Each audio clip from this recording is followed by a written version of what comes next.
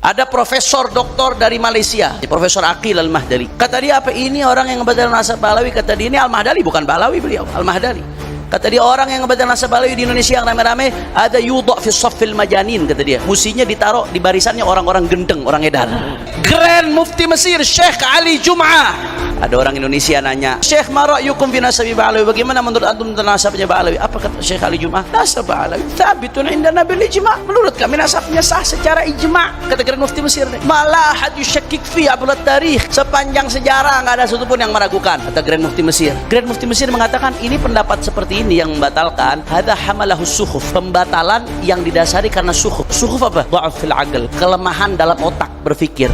Artinya apa tuh? Bodoh. Berarti go internasional enggak? Go internasional, bukan ilmunya, kebodohannya, saudara. Terakhir kemarin ini ahli pakar teori nasab dari Mekah yang kitabnya sering dikutip oleh Imam sendiri. Ya kesebut juga orangnya akhirnya. Sering dikutip oleh dia. Ngomong apa? Ini pendapat begini mabniun, ini pendapat didasari karena jahal murakkab, karena bodoh kuadrat. Bodoh tuh ada dua, ada jahal basit, ada jahal murakkab. Kalau jahal basit sekedar nggak tahu aja, udah selesai, tapi nggak so tahu. Tapi nama jahal murakkab ini bodoh kuadrat. Bodoh dan nggak sadar dirinya nggak ngerti. Udah nggak tahu, so tahu lagi, saudara. Go internasional nggak? Tapi go internasional apanya? Kebodohannya, saudara. Belakangan ada orang pemecah belah umat dengan alasan kajian nasab, kiai. Dengan alasan kajian nasab. Yang dipakai dalil siapa? Oh, begitu kita lihat kitabnya dia pakai teori-teori nasab dari kitab-kitabnya salah satunya Syekh Ibrahim bin Mansur. Syekh Ibrahim bin Mansur ini orang Saudi. Dia bukan sufi, akan tetapi dia ahli nasab. Saya sependek penelitian saya di dalam masalah ini, di abad ini atau di zaman ini, salah satu ulama yang paling detail bicara teori ilmu nasab, ya saya nggak bicara pencatatan nasab, teori ilmu nasab, itu diantara Syekh Ibrahim bin Mansur Al-Amiri. Dia salah satu min asyraf Makkah. Banyak kitabnya luar biasa, diantaranya Muqaddimah fi ilmil ansab, Madkhal ila ilmil ansab, kemudian Al-Ifadhah tentang syuhra wal istifadhah, kemudian Usul wa Qawaid fi kashfi mudda'i syaraf wa muzawwirin nasab. Banyak, bagus-bagus karya beliau. Nah, teori-teorinya nih dikutip sama almarhum Ibnu Sarman. Tahu almarhum Ibnu Sarman? Nah, udah dah, nggak usah panjang lebar dah. Ini majelis mulia, saya nggak mau memperkeruh majelis mulia ini dengan penyebutan yang kurang-kurang enak, saudara. Teori-teorinya dikutip secara sepotong-sepotong untuk memperkuat tesisnya dia, tesis. Padahal bukan tesis, clipping, saudara. Comot sono, comot sini jadi satu, itu namanya clipping. Kalau tesis itu diuji secara akademik, metodologinya diuji, kritik sumber diuji, sumber-sumber itu tesis baru. Kalau itu bukan tesis, itu dusta. Kalau nyebut tesis itu bohong. Lughatan wastilahan bohong.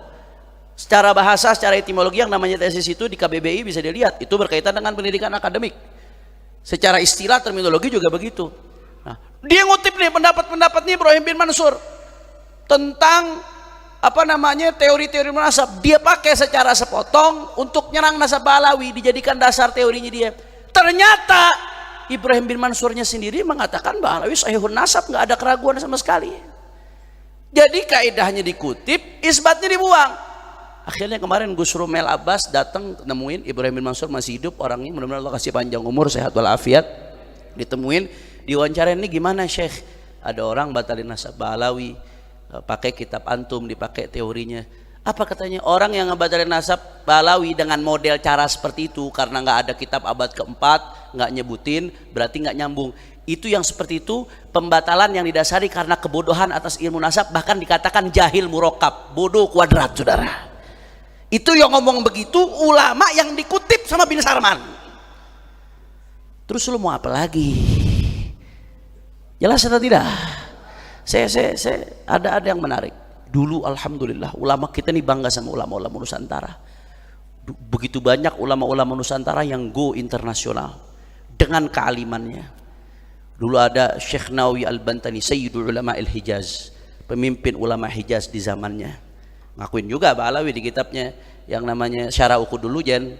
Habib itu Sayyid, Sayyid itu Habib, itu panggilan buat dzurriyyat Nabi. Itu kata Syekh Nawawi Al-Bantani. Karyanya luar biasa. Di bidang tafsir ada Murah Labid, di bidang fikih ada Kasyifatus Saja, Syarah Safinatun Najah, ada Nihayatuz Zain bi Syarhi Qurratil Ain, itu sepadan sama Fathul Mu'in.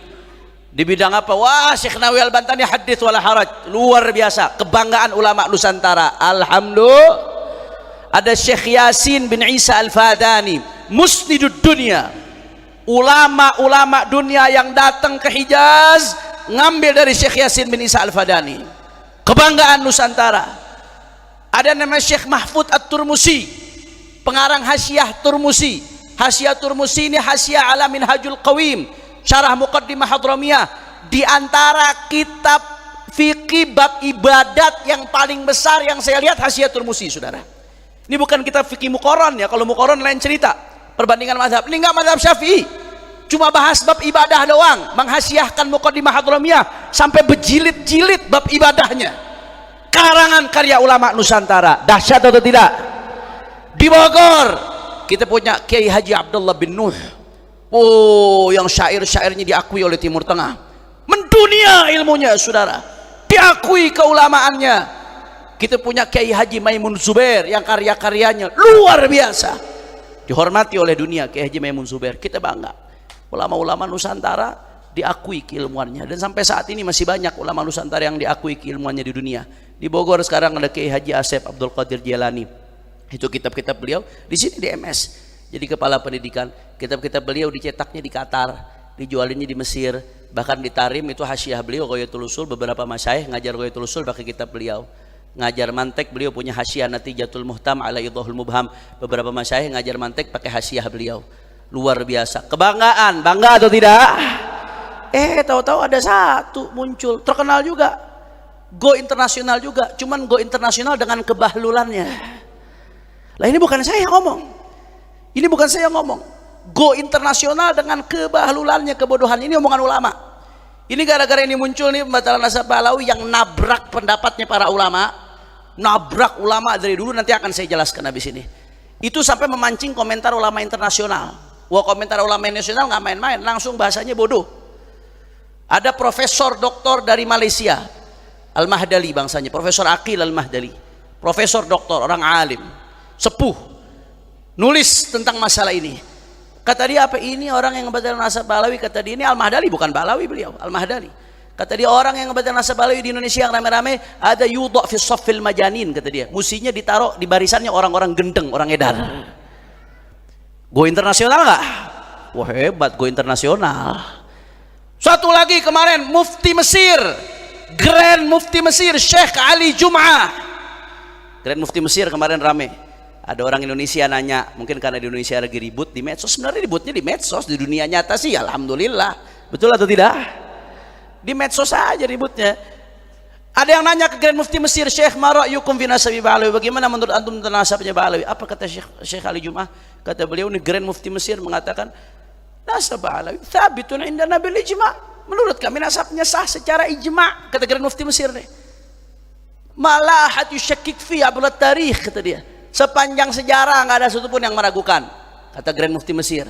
Terus terakhir Grand Mufti Mesir mengatakan, ini pendapat seperti ini yang membatalkan, hadza hamalahus sukhuf, pembatalan yang didasari karena sukhuf. Sukhuf apa? Dha'af fil aql, kelemahan dalam otak berpikir. Artinya apa tuh? Bodoh. Berarti go internasional nggak? Go internasional, bukan ilmunya, kebodohannya, saudara. Sadayana parantos ngartos. Saya nggak fitnah, saya bicara berdasarkan data. Terakhir kemarin ini nih, ahli pakar teori nasab dari Mekah yang kitabnya sering dikutip oleh Imad sendiri. Ya kesebut juga orangnya akhirnya. Sering dikutip oleh dia. Ngomong apa? Ini pendapat begini mabniun, ini pendapat didasari karena jahal murakkab, karena bodoh kuadrat. Bodoh tuh ada dua, ada jahal basit, ada jahal murakkab. Kalau jahal basit sekedar nggak tahu aja, udah selesai, tapi nggak so tahu. Tapi nama jahal murakkab ini bodoh kuadrat, bodoh dan nggak sadar dirinya nggak ngerti. Udah nggak tahu, so tahu lagi, saudara. Go internasional nggak? Tapi go internasional apanya? Kebodohannya, saudara. Jadi luar biasa, kita salut. Ini clipping go internasional. Tapi bukan go internasional keilmuannya, go internasional kebodohannya, mencoreng nama baik ulama Indonesia. Na'udzubillah min. Sadayana parantos ngartos. Alhamdulillah. Makanya hati-hati Bapak Ibu sekalian, hati-hati. Saya pengen ngasih tahu di dalam hadis Rasulullah SAW bersabda, ya, hati-hati jangan tertipu sama syaitan. Rasulullah bersabda dalam hadis yang diriwayatkan oleh Sahih Muslim, kata Rasulullah SAW, arba'atun min umuril jahiliyah, min amril jahiliyah la yatrukunahunna. Ada 4 perkara kata Rasulullah SAW, 4 perkara ini termasuk perbuatannya jahiliyah. 4 perkara termasuk perbuatan jahiliyah. Apa 4 perkara tersebut? Ya, 2 diantaranya yang saya pengen bahas. Yang pertama, al-fakhru fil ahsab. Termasuk perbuatan jahiliyah membangga-banggakan nasab. Hanya modal bangga nasab saja, ilmu enggak, akhlak buruk, amal ibadah buruk. Siapapun mau habibnya membanggakan nasab aja, kakek aing, cucu nabi, sholat kagak. Misalkan ada yang seperti itu, misalkan. Ilmu enggak, akhlak buruk, atau yang cucunya kiai kayak yang cucunya wali, siapapun kalau banggakan nasab tapi tanpa ilmu, tanpa akhlak yang mulia, tanpa amal yang baik, itu merupakan perbuatan jahili. Jelas atau tidak? Faham? Sepakat? Itu nggak bisa, saudara. Saya selalu sampaikan di mana-mana. Bangga-banggain nasab tapi nggak ditopang dengan ilmu yang baik, amal yang soleh, akhlak yang baik, itu hanya akan memberatkan hisab di hadapan Allah. Man abta'a bihi amalu lam yusri bihi nasabu. Orang kalau amalnya buruk, nasabnya nggak nyelamatin dia, justru hisabnya diberatin nanti. Kenapa? Ente udah dikasih nasab mulia, njit ente orang soleh, kok ente nggak bisa kayak mereka, malah maksiat. Jangan-jangan engkau yang busuk di antara mata rantai yang mulia ini. Hati-hati, keturunan orang mulia, hati-hati. Kalau nggak bisa ngikutin jejak datuk-datuknya, hanya modal membanggakan nasab, akan memberatkan hisabnya di hadapan Allah Subhanahu wa Ta'ala. Itu yang pertama. Yang kedua, kata Nabi, termasuk perbuatan jahiliyah juga, at-ta'nu fil ansab, nyerang nasab orang. Di dalam hadis lain riwayat Sahih Muslim juga, Rasulullah mengatakan, ithnani fin nasi huma bihim kufrun. Kata Rasulullah, ada 2 perkara, 2 perbuatan. 2 perbuatan ini merupakan bentuk kekufuran. Di dalam syarah-syarah hadis disebutkan ay min khisalil kuffar. Artinya 2 perbuatan ini adalah perbuatan yang biasa dilakukan oleh orang kafir. Berarti minal kabair kalau dilakukan oleh muslim. Apa 2 perbuatan tersebut? Kata Nabi SAW, salah satu diantaranya at-ta'nu fil ansab, ta'n fil nasab, nyerang nasab juga, saudara, termasuk perbuatan kufar. Jadi kata Nabi, nyerang nasab ini 1 perbuatan jahiliyah, 2 termasuk perbuatan kebiasaannya orang-orang kafir. Ini bukan aing yang ngomong. Kalau omongan aing mah terserah, mau diinjak-injak mah nggak masalah. Yang ngomong baginda Nabi besar Muhammad sallallahu. Jangan disangka keren nanti lagi maksiat. Habib, bagaimana tuh gambarannya ta'an fin nasab surahnya? Habib jangan ngarang-ngarang dong. Taib, jangan saya yang jelaskan. Nukhallil Imam Al-Hafidh Al-Munawi yubayyin lana. Kita biarkan Al-Imam Al-Munawi menjelaskan untuk kita apa yang dimaksud ta'an fin nasab. Kata Al-Hafidh Al-Munawi dalam kitabnya At-Taisir, begitu pun dalam kitabnya Faidul Qadir, yang dimaksud dengan ta'an fin nasab yang merupakan perbuatan jahiliyah dan merupakan perbuatan kufar, binahwi qadhin fi nasabin thabata fi zahiri syara'. Dalam keterangan lain, bi an yaqul fulan laisa min dzurriyyat fulan, fulan laisa min dzurriyyat fulan. Kata Al-Hafidh Al-Munawi, ta'an fil nasab itu gambarannya menyerang nasab yang sudah dianggap sabit dalam pandangan syariat. Udah jelas dalam pandangan syariat, jelas fulan anaknya fulan, fulan keturunan fulan. Tahu-tahu ada pahlawan kesiangan datang mengatakan fulan bukan keturunan fulan, fulan bukan keturunan fulan. Padahal udah sabit dalam pandangan zahir syariat, itu udah sabit. Itu kata Nabi termasuk ta'an fil nasab, perbuatan jahiliyah dan termasuk perbuatannya orang-orang kafir. Coba kita lihat bagaimana dalam kasus yang lagi ramai, kasus Ba'alawi. Saya sebut aja, saudara. Saya nyebut ini bukan karena butuh pengakuan, hasya wa kalla. Pengakuan itu datangnya dari ulama, bukan untuk bangga-banggaan nasab. Bangga-banggaan nasab kalau tanpa amal yang baik hanya akan memberatkan hisab di hadapan Allah. Tapi kesian kalau ada umat yang sampai ikut-ikutan jatuh dalam dosa ta'an fil nasab. Kesian. Yang nggak paham, yang nggak ngerti, kesian, saudara. Coba kita lihat bagaimana dalam kasus Ba'alawi. Apakah dia nasab thabata fi dhahiri syara', nasab yang sudah tetap dianggap tersambung dalam pandangan zahir syariat? Ya, karena kriteria dianggap tersambungnya sebuah nasab itu ada beberapa, diantaranya 1, syuhra istifadhah. Ketika sudah terkenal dalam masa kurun yang panjang, bahwasanya dia termasuk keluarga Rasulullah SAW, apalagi diakui sama para ulama pengakuan tersebut. Ulama berarti mandang itu sesuai standar fikih, itu sudah dianggap sabit fi dhahiri syara'. Yang kedua, kalau diakui oleh para nasabah, khattun nasabah, nggak ada batasan harus zaman tertentu. Nggak ada batasan harus zaman tertentu. Ketika ada pengakuan dari khattun nasabah, para pakar nasab, imam-imam dalam bidang nasab melakukan pengakuan, mengakui, itu berarti sabata fi dhahiri syara', saudara. Apakah nasab Ba'alawi diakui Habib oleh para ulama, para ahli nasab, para ahli fikih, para ahli sejarah?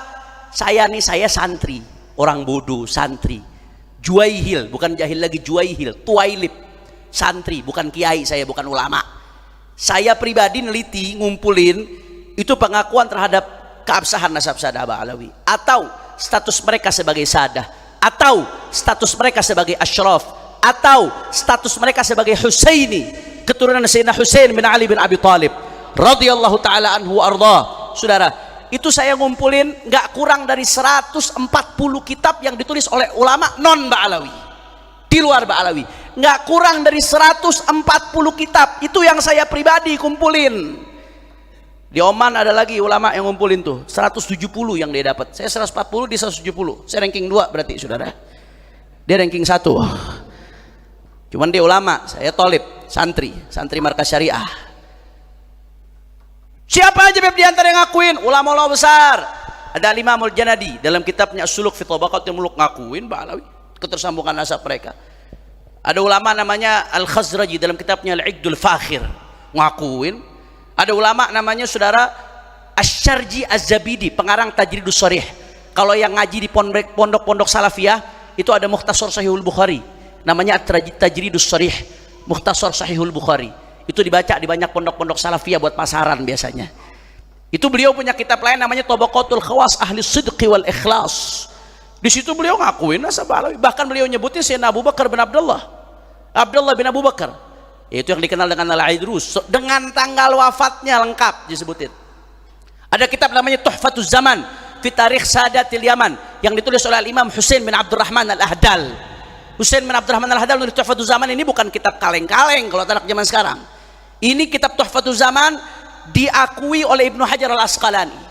Jadi kata Imam As-Sakhawi, muridnya Ibnu Hajar Al-Asqalani, Khatimatul Muhaddithin, Khatimatul Huffaz Ibnu Hajar Al-Asqalani, itu kata Al-Sakhawi, Al-Imam Ibnu Hajar Al-Asqalani menjadikan kitab Tuhfatuz Zaman sebagai salah satu rujukannya dalam bidang sejarah. Di dalam Tuhfatuz Zaman diakui nasab Ba'alawi, bahkan Faqih Muqaddam disebutkan di situ Muhammad bin Ali Ba'alawi, awal man tasawwaf min Bait Al-Abi Alawi. Situ disebutkan, saudara. Nggak sampai di situ. Saya kalau udah bahas ini naik darah urusannya apa jadi ya. Lanjut apa jangan ini? Udah mau zuhur, lanjut apa jangan? Masih semangat? Takbir. Di antaranya lagi siapa? Al-Imam Abdurrahman Al-Khatib yang ngarang Jawharus Syaffaf. Aba Makhrama sahib Qiladatun Nahar, ulama Hadramut sendiri. Wah, kalau ulama Hadramut nggak kehitung dah. Di antaranya Ibnu Hajar Al-Haytami, ulama kebanggaannya Syafi'iyah. Tadi kita ngaji Fathul Mu'in sama guru kita Kiai Cucur Nasai, dan juga sama guru kita Kiai Maksum yang lagi sakit, mudah-mudahan disembuhkan oleh Allah Ta'ala. Di Fathul Mu'in itu kalau dikatakan qala syekhuna, siapa yang dimaksud syekhuna? Ibnu Hajar. Itu kitab kebanggaannya Nusantara. Syekhuna siapa? Ibnu Hajar Al-Haytami. Ibnu Hajar dalam kitabnya Tsabat begitu nyebutin salah satu guru beliau dari kalangan Ba'alawi, Sayyidina Abu Bakar bin Abdullah Al-Aidrus Al-Akbar. Itu beliau menyebutkan sanad ini, sanadnya isinya Ba'alawi itu. Kata beliau sanad ini termasuk sanad yang, kenapa? Karena isinya adalah Ahlul Bait. Beliau nyebut Ba'alawi Ahlul Bait, keluarganya Rasulullah sallallahu alaihi wasallam. Ibnu Hajar Al-Haytami. Terus As-Sakhawi dalam kitabnya Ad-Daw'ul Lami' juga demikian. Al-Imam Amir As-San'ani. Amir As-San'ani tahu pengarang apa? Subulus Salam, Syarah Bulughil Maram. Itu punya satu kitab. Di kitab tersebut beliau nulis, saudara, kitabnya masih makhtut, tentang masalah-masalah yang muttafaq antara Ahlus Sunnah dengan Zaidiyah. Di situ disebutkan, mereka ketika menyebutkan Ba'alawi, kata Amir As-San'ani apa? Mereka adalah Ahlul Bait bila raibin aqlan wa syar'an wa 'urfan. Itu Amir As-San'ani omongannya. Ba'alawi Ahlul Bait tanpa keraguan sedikit pun, baik secara akal atau secara uruf atau secara syara'. Ini pendapatnya pengarang kitab Subulus Salam. Begitu juga ada Ibnu Imad Al-Hambali dalam kitabnya Syajaratul Dhahab. Begitu juga ada Al-Muhbi dalam kitabnya Khulasatul Athar.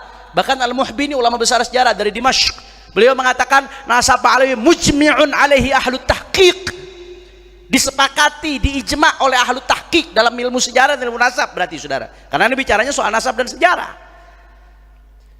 Begitu juga ada ulama namanya Murtadha Az-Zabidi, pengarang Ithaf Sada Al-Muttaqin bi Syarh Ihya Ulumuddin, sampai nulis satu kitab khusus yang judulnya Ar-Raudhul Jali fi Nasab Bani Alawi. Oh, kitabnya dibilang palsu sama fulan. Oke, ternyata di kitab yang lain juga muat, saking banyaknya. Di Tajul Arus bi Syarhil Ghamus, sampai kitab urusan bahasa, beliau ketika nyebut Ba'alawi nyebut Al-Husaini. Buka Tajul Arus, di Maktabah Syamilah ada. Cari Ba'alawi Husaini ketemu saudara. Begitu juga, wah masih banyak ulama-ulama lain. Siapa lagi diantaranya? An-Nabhani. An-Nabhani sampai mengatakan, An-Nabhani ini yang ngarang Wasailul Usul ila Syama'il Rasul. Al-Imam An-Nabhani, gurunya Hadratus Syekh Hasyim Asy'ari, gurunya para ulama-ulama Nusantara, Al-Imam An-Nabhani. Nabhani itu sampai mengatakan, ajma'atil ummatil islamiyah bi anna sada al-Abi Alawi min as-sahih ahlul baiti nasaban. Ini ngarang-ngarang, ulama begini semua ngarang-ngarang. Asal-asalan ulama ngomong begini. Kalau yang ngomong ulama Ba'alawi mungkin dicurigakan bela diri, ini yang ngomong ulama-ulama luar. Dan ulama-ulama besar rujukannya umat. Termasuk yang ngakui siapa? Asy-Syarqawi, yang ngarang Hasyiah Syarqawi. Pengarang Hasyiah Syarqawi punya kitab judulnya Tabaqatus Syafi'iyah. Begitu nulis salah satu tarjamah ulama Syafi'iyah dari Margal Idrus, Asy-Syarqawi nyebut dia sebagai Al-Husaini, keturunannya Sayyidina Husain. Begitu juga Bakri Syato. Tahu Syekh Bakri Syato siapa? Pengarang I'anatut Thalibin. Ketika beliau menulis biografi gurunya Sayyid Ahmad Zaini Dahlan, Bakri Syato itu menyebut Sada Ba'alawi sebagai para Sada. Sada itu sebutan bagi keluarganya, baginda Nabi besar Muhammad sallallahu alaihi wasallam. Siapa lagi diantaranya? Masih banyak. Syekh Nawawi Al-Bantani yang tadi saya sebutkan, Kiai Haji Hasyim Asy'ari. Kiai Hasyim Asy'ari itu pernah mengeluarkan maklumat bahwasanya panggilan Sayyid dan Syarif hanya khusus untuk Ahlul Bait. Itu ada maklumat fatwa dari Kiai Hasyim Asy'ari saudara, bersama para ulama NU di zamannya. Dan dengan demikian Kiai Asy'ari konsisten dengan sikapnya, setiap nyebut Ba'alawi beliau selalu nyebut Sayyid. Qala Sayyid Ahmad bin Abdullah As-Sagaf di Muqaddimah Qanun Asasi Nahdlatul Ulama. Begitu pula di dalam salah satu kitabnya ketika nyebutnya Habib Muhammad bin Husain Al-Habsyi, beliau menyebutkan qala Sayyid. Kiai Hasyim Asy'ari. Terus ini ulama termasuk Kiai Haji Abdullah bin Nuh nulis kitab tentang Imam Ahmad Muhajir, dengan tegas itu menyatakan ketersambungan nasab Ba'alawi. Terus ulama semuanya salah, ulama semuanya bahlul, 140 kitab nggak ada yang ngerti, cuma dia yang ngerti. Kalau memang terputus, ulama-ulama itu yang menyatakan terputus. Karena kalau ulama itu mereka tahu terputus, kemudian mereka menyatakan tersambung, konsekuensinya apa? Laknat. Karena bohong atas nama Nabi terlaknat. Karena menyambungkan siapa yang bukan bapaknya terlaknat. Kalau memang terputus, mereka yang akan menyatakan terputus. Kenapa mereka rame-rame menyatakan tersambung? Karena menurut mereka ini tersambung menurut standar syariah, menurut standar ilmu nasab, menurut standar ilmu syarah. Yang ngomong terputus hanya dia. Jelas atau tidak? Faham? Saya nggak usah ribet-ribet deh, nggak usah ribet-ribet deh. Saya ngedoain. Yang mau ikut silahkan.